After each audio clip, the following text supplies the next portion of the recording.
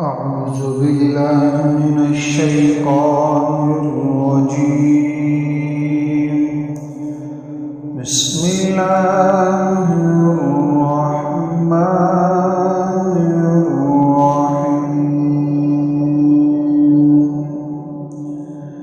إذا زلزلت الأرض زلزالها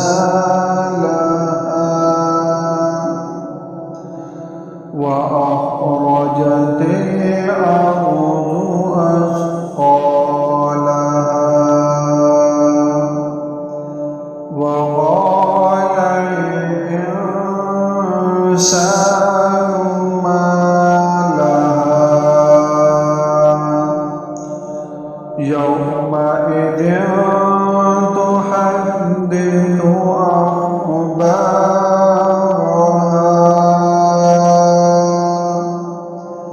بأن ربك أوحى لها يومئذ يصدر الناس أشتاتا ليروا أعمالهم